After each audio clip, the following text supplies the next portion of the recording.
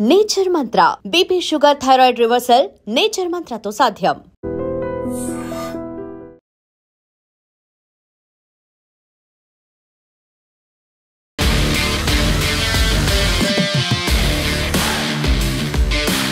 నమస్తే, welcome to I dream weekend update with Kavitha. అడుగడుగున నిర్లక్ష్యం, అంతేలేని నిర్లిప్తత ఒక బస్ ప్రమాదానికి కారణమయ్యాయి. 20కి పైగా మరణానికి కారణం ఎవరు? యాక్చువల్గా ప్రతి ఒక్కరూ బ్లేమ్ చేస్తున్నట్టుగా బైకర్దా లేకుంటే బస్ డ్రైవర్దా, అసలే పట్టించుకొని ఆర్టీఏదా?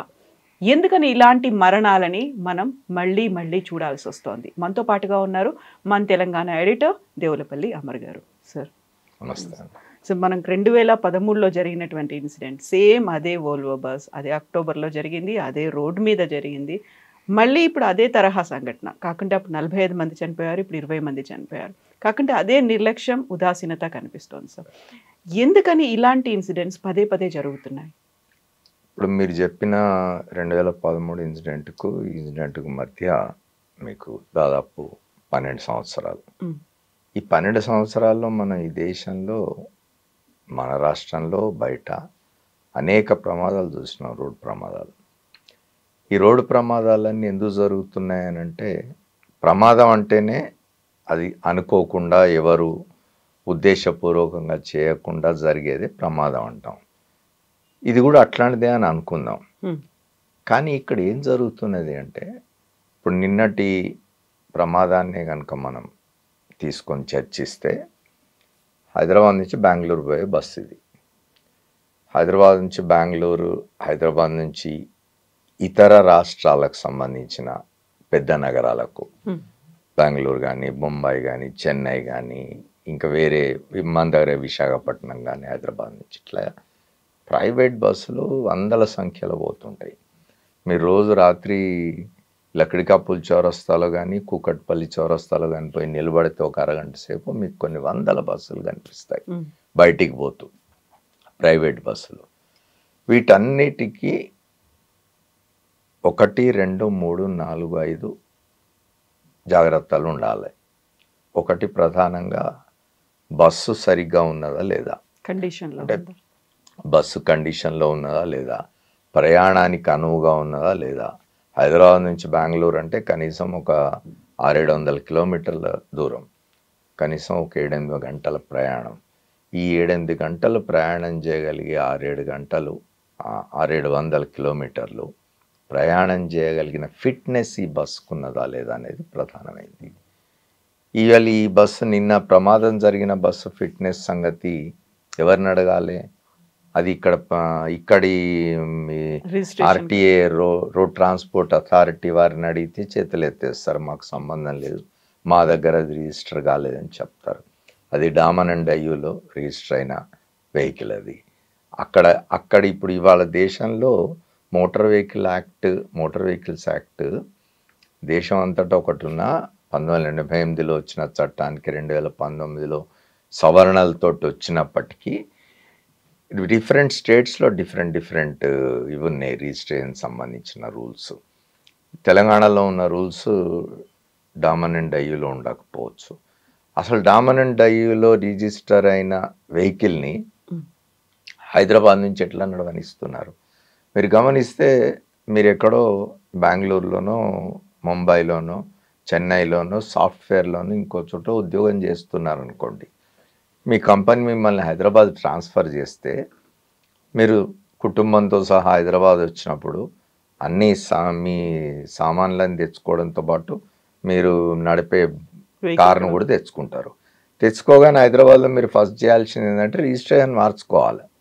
తెలంగాణ రిజిస్ట్రేషన్, తెలంగాణ రూల్స్ ప్రకారం ఇక్కడ రిజిస్ట్రేషన్కి మారాలి మీరు. మరి అది డామన్ డయ్యూది ఇక్కడ ఎందుకు నడుస్తూ ఉన్నది అంటే వాటికి వర్తించదా? అంటే ప్రైవేట్ ట్రావెల్స్ వాళ్ళ నడిపే బస్సులకు ఈ నిబంధన వర్తించదా?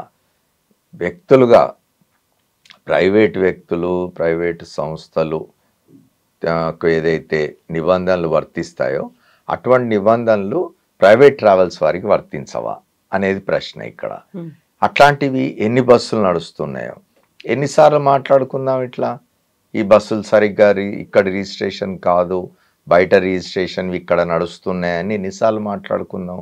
ఎన్ని ప్రమాదాలు జరగాలి, ఎంతమంది చనిపోవాలి, ఎంతమంది చనిపోతే ప్రభుత్వాలు చట్టంలో ఉన్నట్టే 5 లక్షల రూపాయలు, చనిపోయిన వారికి 5 లక్షలు, తీవ్రంగా గాయపడ్డ వారికి 2,50,000, మరి కొద్దిగా గాయపడ్డ వాళ్ళకి 50,000 అనేది చట్టంలో ఉన్నది. అది చేసి చేతులు దులుపుకొని మర్చిపోతే ఇదే మళ్ళీ రిపీట్ అవుతుంది. ఇవాళ అయిన ప్రమాదం మళ్ళీ ఇంకో ప్రమాదం కూడా జరుగుతాయి, ఇంకెన్ని ప్రమాదాలైనా జరుగుతాయి. ఇంకోటి ప్రధానంగా ఏమిటంటే నిన్న జరిగిన ప్రమాదంలో బస్సు కాలిపోయింది. బస్సు అంత వేగంగా కాలడానికి కారణాలు ఏమిటి అనేది చూడాలి. నిన్నంతా కూడా బస్సుల్లో మన టీవీలలో ఈ బస్సులు ఎంత అందంగా ఉంటాయో చూపించినారు. లోపల చూస్తే మనకు కూడా పడుకొని పోవాలి, ప్రయాణం చేయాలని అనిపిస్తుంది. అంత లగ్జరీ ఇది ఉంటుంది అన్నట్టు. పడుకునే ఇవి కానీ ఇంకోటి కానీ వాళ్ళు చేసిన ఏసీ సిస్టమ్స్, లేకపోతే ఆడియో కానివ్వండి, ఇంకోటి కానీ మీకు ప్రైవసీ కోసం పెట్టే కర్టన్స్ కానివ్వండి, 5 స్టార్ 7 స్టార్ స్టైల్లో ఉంటుంది లోపల బస్సు. కానీ దేంతో తయారు చేస్తున్నారు? ఇప్పుడు ఇవి చాలా మౌలికమైనవి.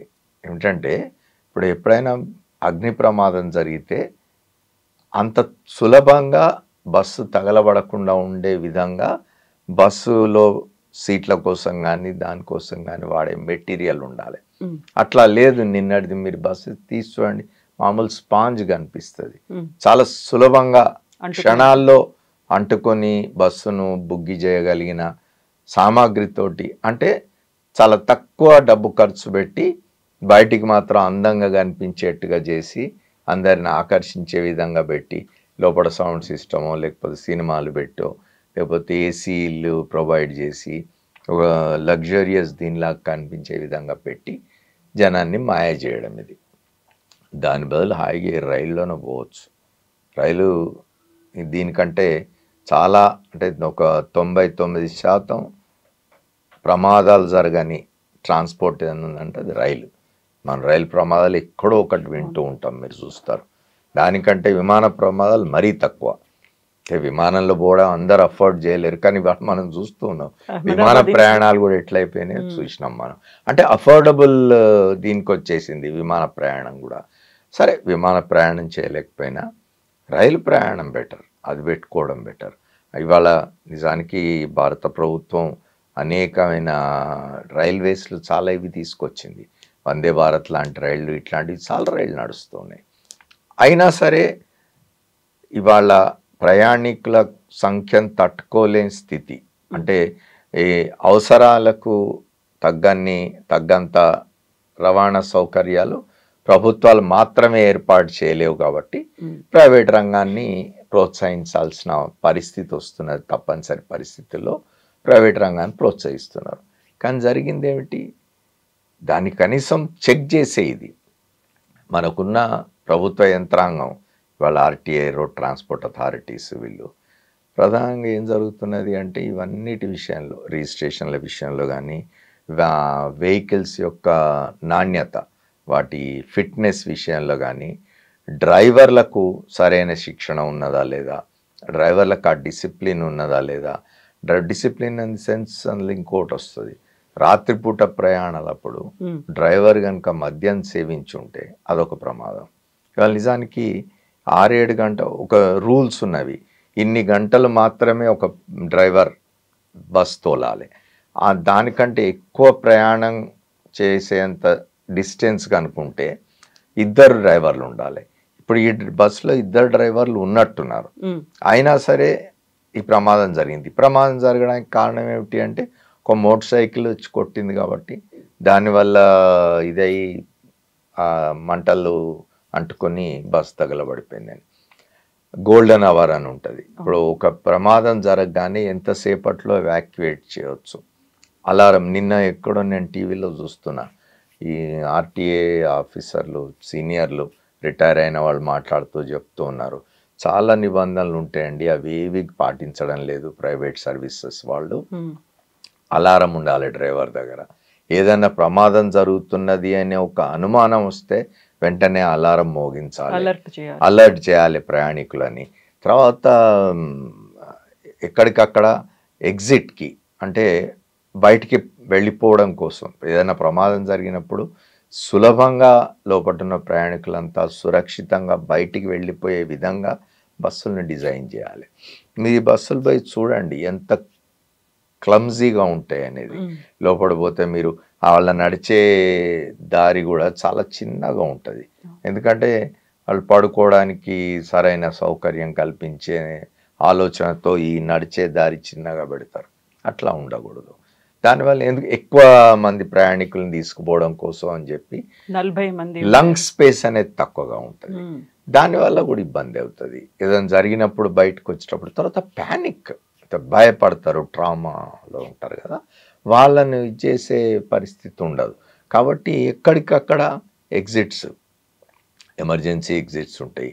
అవి ఎట్లా తీయాలి మీరు చూస్తారు కదా. విమాన ప్రయాణం చేసినప్పుడు మనకు తెలిసినా కొన్ని వందల సార్లు విన్నా మళ్ళీ విమానం టేకాఫ్ చేసే ముందు ఎయిర్ హోస్టెస్ వచ్చి చెప్తుంది ఏమిటంటే బెల్ట్ ఎట్లా పెట్టుకోవాలి, ఎట్లా తీయాలి, ఏదైనా గాలి ఆడకపోతే మీ నుంచి అది వస్తుంది, గాలి ఎట్లా పీల్చుకోవాలి, ఎట్లా ఏదైనా ప్రమాదం జరిగితే ఎన్ని ఎగ్జిట్స్ ఉన్నవి, ఆ ఎగ్జిట్స్ని ఎట్లా యూజ్ చేయాలి, వాటిలోంచి ఎట్లా బయటపడాలి, తర్వాత పారాషూట్స్ ఉంటే వాటిని ఎట్లా వేసుకో, ఇవన్నీ చెప్తారు. బస్సు ప్రయాణాల్లో కూడా అవి చెప్పాలి, ప్రయాణికులకు చెప్పాలి. ఇన్ని ఎగ్జిట్ డోర్స్ ఉన్నాయి. బస్సులో కూడా తప్పనిసరిగా కనీసం ఒక 2-4 ఎగ్జిట్ డోర్స్ పెట్టాలి. వాటి పక్కన సీట్లు ఉన్నప్పటికీ ఏదైనా ప్రమాదం జరిగితే ఆ సీట్లో కూర్చున్న వాళ్ళు దాన్ని ఓపెన్ చేసి మిగతా వాళ్లకు బయటికి వెళ్ళేందుకు వీలుగా తోవ ఏర్పాటు చేసే విధంగా ఉండాలి. ఇవేవి చేయడం లేదు. చేయకపోగా విపరీతమైన కరప్షన్, ఈ అవినీతి గురించి ఇంకా మనం ఎంత తక్కువ మాట్లాడుకుంటే అంత మంచిది. నాణ్యత లేని, మీరు మనకు సినిమాలు కూడా వచ్చినాయి కదా, గతంలో కమల్ హాసన్ తీసిన భారతీయుడు సినిమా చూస్తే అందులో ప్రధానంగా ఇదే థీమ్. అది ఎట్లయితే ట్రాన్స్పోర్ట్ అథారిటీస్లో జరిగే అవినీతి కారణంగా బస్సు ప్రమాదాలు, పిల్లలు స్కూలుకు పోయే బస్సుకు కూడా అది నాణ్యత లేకపోయినా, అది పాతబడిపోయినా, అది రోడ్డు మీద తిరగడానికి పనికిరాదు అని సర్టిఫై చేసిన వాటిని కూడా పర్లేదు అని చెప్పి సర్టిఫై చేసి డబ్బులు తీసుకొని చేస్తే బస్సు ప్రమాదం జరిగి పిల్లలు చనిపోవడం ఇవన్నీ చూసినాం. ఇట్లాంటివి అనేకం జరుగుతున్నాయి. పర్టికులర్గా కరప్షన్ ప్రధానమైన కారణం, నిర్లక్ష్యం ఒకటి. ప్రభుత్వాలు కూడా ఇప్పుడు ఒకసారి జరిగిన తర్వాత మనం కంపెన్సేషన్ ఇచ్చేస్తున్నాం, అయిపోతున్నది. మనం రివ్యూ చేస్తున్నాం మొత్తంగా. ఎందుకు దీన్ని ప్రక్షాళన చేయడం లేదు? ఎందుకు అసలు ఈ ప్రైవేట్ బస్సుల్ని పూర్తిగా చేయడం లేదు? వాటిని మీ కంట్రోల్లో ఎందుకు లేవు? సరే, వాళ్ళు వ్యాపారం చేసుకుంటున్నారు, డబ్బులు సంపాదిస్తున్నారు, అభ్యంతరం లేదు. అది కూడా ఒక వ్యాపారమే. వాళ్ళు ఒక సౌకర్యం కూడా కల్పిస్తూ ఉన్నారు. చాలామందికి ప్రభుత్వాలు చేయలేవు, అంతమందికి లక్షల సంఖ్యలో ప్రయాణికులు ఉంటే వాళ్ళందరికీ రైళ్లు సమకూర్చలేం, వాళ్ళందరికీ అంటే సరసమైన ధరల్లో వాళ్ళు ప్రయాణం చేసేట్టు చూడలేం. నిజమే, ప్రైవేట్ రంగాన్ని ప్రోత్సహించాల్సిందే. మరి ఆ ప్రైవేట్ రంగాన్ని ప్రోత్సహిస్తూ ఉన్నప్పుడు అక్కడ వాళ్ళు పాటించాల్సిన నిబంధనలు, వాళ్ళు తీసుకోవాల్సిన జాగ్రత్తలు, ఇవన్నిటి విషయంలో ప్రభుత్వాలు ఎందుకు పట్టించుకోవడం? ప్రభుత్వాల నిర్లక్ష్యం ఇది. ప్రభుత్వాల నిర్లక్ష్యం ఎందుకు అంటున్నా అంటే, ఇది మొదటిసారి జరుగుతున్న ప్రమాదం కాదు. ఇట్లాంటి ప్రమాదాలు తరచూ జరుగుతున్నాయి. ప్రమాదాలు జరిగిన ప్రతిసారి కవిత అమర్ కూర్చొని చర్చించుకోవడం తప్ప వేరే ఉండదు.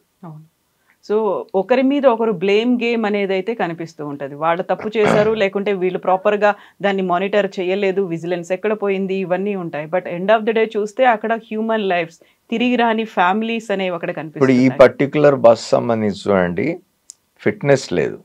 ఇది ఎక్కడో డయూడామన్లో రిజిస్టర్ అయిన వెహికల్. ఇది ఇన్సూరెన్స్ లేదు, ట్యాక్స్ వ్యాలిడిటీ లేదు, ఆల్ ఇండియా పర్మిట్ లేదు. నిజానికి హైదరాబాద్ నుంచి బెంగళూరు పోవాలంటే ఒక స్టేట్ నుంచి ఇంకో స్టేట్ పోతున్నావు, ఇంటర్ స్టేట్ పర్మిట్ అంటే ఆల్ ఇండియా పర్మిట్ ఉండాలి. ఆల్ ఇండియా పర్మిట్ లేదు. సైబరాబాద్ పరిధిలోనే 16 ట్రాఫిక్ వయలేషన్స్ ఉన్నాయి ఈ బస్ మీద. ఇగో ఇన్ని జరుగుతూ ఉంటే ఎందుకు ఆ బస్సును రోడ్డు మీద తిరగనిచ్చినారు? జనాలు ప్రాణాలు తీయడానికే కదా. మరి ఎవరు దీనికి బాధ్యులు? ఎవరు? వీటన్నిటిని చెక్ చేయాల్సిన యంత్రాంగం ఏం చేస్తూ ఉన్నది? ఎందుకోసం దీన్ని పట్టించుకోలేదు? ఎందుకు ట్రావెల్స్ వాళ్ళు ఇట్లాంటి బస్సులు నడపడానికి అవకాశం కలుగుతున్నది చెప్పండి. ఇదంతా కూడా ప్రభుత్వ యంత్రాంగంలో మార్పు రావాలా, ప్రైవేట్ వ్యాపారాలు చేసే వాళ్ళలో మార్పు రావాలా. సంపాదన కోసం కక్కుర్తిగా ఇట్లా చేసి ఏం కాదులే అనుకొని, ఏం కాదులే అంటే కొన్నిసార్లు కాకుండా పోవచ్చు, కానీ ఇట్లాంటి జరిగినప్పుడు మనం మళ్ళీ మాట్లాడుకుంటున్నాం కదా. ఇట్లాంటివి జరగకుండా చూడాలి తప్ప జరిగినప్పుడు దాని గురించి బాధపడడం, వాళ్ళ కంపెన్సేషన్ ఇవ్వడం వాళ్ళ సరిపోదు కదా. ఇప్పుడు ఒక మనిషి చనిపోవడం అని, వాళ్ళ మనిషి ప్రాణానికి విలువ లేకుండా పోయింది. ఒక మనిషి చనిపోవడం అని అంటే ఆ మనిషి మాత్రమే చనిపోవడం కాదు, ఆ మనిషి మీద ఆధారపడ్డ కుటుంబాలు ఉంటాయి, ఆ మనిషి మీద ఆధారపడ్డ వాళ్ళు ఉంటారు, ఎంతమంది ఉంటారు. కుటుంబ పెద్ద చనిపోతేనైతే ఆ కుటుంబం మొత్తం ఆర్థికంగా పూర్తిగా కుదేలైపోయినట్టే. మీరు ఇచ్చే 5 లక్షలు ఏ మూలకు పోతాయి, ఎవరికి సరిపోతాయి, అట్లా ఉంటుంది.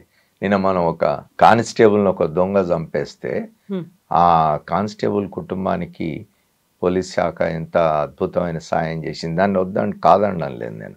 ₹1,00,00,000, తర్వాత ఒక 300 గజాల స్థలము, తర్వాత ఆయన చనిపోయే వరకు ఆయనకు డ్యూటీలో ఉన్నప్పుడు వచ్చే జీతం అంతా ఆ కుటుంబానికి ఇవ్వడం, ఆ కుటుంబంలో ఒకరికి ఉద్యోగం ఇవ్వడం, అంటే ఒక మనిషి ప్రాణాన్ని ఎంత విలువిచ్చింది పోలీస్ శాఖ. మరి ఇక్కడ 20 మంది ప్రాణాలు పోయినాయి నిన్న. వీళ్ళ సంగతి ఏమిటి, వీళ్ళ కుటుంబాల సంగతి ఏమిటి? మరి వీళ్ళకు కూడా కానిస్టేబుల్కి చేసినట్టుగా చేయగలమా? అటు చేయలేం. అందరికీ చేయడం అనేది సాధ్యమయ్యే పని కాదు అది. కానీ నేనేంటంటే కంపారిజన్ ఏం చేస్తున్నా అంటే, ఒక మనిషి చనిపోతే ఒక కుటుంబం మొత్తం కుప్పగూలిపోతుంది, ఒక ఫ్యామిలీ, ఒక సంసారం అనేది ఎంత ఇదైపోతుంది. మరి ఇట్లాంటివన్నీ దృష్టిలో పెట్టుకొని వీటిని ప్రాపర్గా చేయకపోతే ప్రభుత్వాల బాధ్యత పూర్తిగా. ప్రభుత్వాలు ఆ పర్టికులర్ డిపార్ట్మెంట్ అనేది చాలా కంప్లైంట్స్ ఉన్నవి కదా ఆ డిపార్ట్మెంట్ మీద.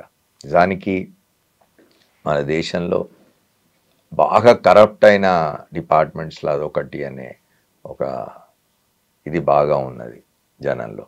మరి అది ఆ చెడ్డ పేరు పోగొట్టుకోవాలి ఆ డిపార్ట్మెంట్. అది ఇట్లాంటివి జరగకుండా చూడాలి. ఫిట్నెస్ లేని వెహికల్స్ని పక్కన పడేయాలి. నువ్వు డబ్బు ఖర్చు పెట్టి నువ్వు నీకు సాధ్యం అయితేనే, నువ్వు తేగలిగితేనే, ఫిట్నెస్ ఉన్న మంచి బస్సులను తీసుకొస్తేనే వాటిని మాత్రమే రోడ్ల మీద నడపాలి. వాటి మీద వచ్చే ఆదాయం నాకు సరిపోదు, నేను వ్యాపారం చేస్తున్నాను, ఎక్కువ డబ్బు సంపాదించాలి, ఎట్లానైనా డబ్బు సంపాదించాలి కాబట్టి నేను ఇట్లా పనికిరాని బస్సులు పెడతాను, డ్రైవర్లకు సరైన ట్రైనింగ్ లేకపోయినా వాళ్ళని పెట్టుకుంటాను, ఎందుకంటే తక్కువ జీతం ఇస్తే సరైన ట్రైనింగ్ లేని డ్రైవర్లు వస్తారు. అసలు ఇప్పుడు మనకు చూడండి, దేశంలో ఇటీవలి కాలంలో గత 1-2 దశాబ్దాలుగా మన సెంట్రల్ గవర్నమెంట్ కానీ స్టేట్ గవర్నమెంట్స్ కానీ ఒక దాని మీద బాగా స్ట్రెస్ ఇస్తున్నవి, స్కిల్ డెవలప్మెంట్ మీద. మనకు సెంట్రల్ గవర్నమెంట్లో ఒక మంత్రిత్వ శాఖను ఏర్పాటు చేసినారు పివి నరసింహారావు గారు ప్రధానమంత్రిగా ఉన్నప్పుడు. ఆ తర్వాత రాష్ట్రాలు కూడా స్కిల్ డెవలప్మెంట్ని బాగా ఎంకరేజ్ చేస్తూ ఉన్నవి. స్కిల్ డెవలప్మెంట్ కిందకి వస్తుంది ఇది. డ్రైవర్ల సరైన శిక్షణ ఉండాలి. నువ్వు ఒక డ్రైవర్ను ఇవాళ ఏం చేస్తున్నారు, ప్రభుత్వంలో కానీ ప్రైవేట్లో కానీ, అంటే ప్రైవేట్ ట్రాన్స్పోర్ట్లో కానీ ప్రభుత్వంలో కానీ పనిచేయడానికి వచ్చే డ్రైవర్లకు శిక్షణ ఇచ్చే ఇది లైసెన్స్ని ప్రైవేట్ సంస్థలకు కూడా ఇస్తున్నారు. ప్రైవేట్ సంస్థలు ఇచ్చే శిక్షణలో మరి నీ సూపర్విజన్ ఏమైనా ఉందా? ఏమన్నా ఎప్పటికప్పుడు చెక్ చేస్తున్నావో? వాళ్ళు ప్రాపర్గా ట్రైన్ అయ్యి పూర్తి స్థాయిలో వీళ్ళు ఖచ్చితంగా డ్రైవింగ్ చేయగలరు, ఎంత దూర ప్రాంతమైనా ఎన్ని వందల కిలోమీటర్లైనా వీళ్ళు డ్రైవింగ్ చేయగల సామర్థ్యం వీళ్ళకు వచ్చింది అని ఫిట్నెస్ ఇది ఇచ్చేవాళ్ళు ఎవరు? ఆ ప్రైవేట్ సంస్థలు ఇచ్చేదాన్ని నువ్వు సరిగా చూస్తున్నావు? నిజంగానే వాళ్ళు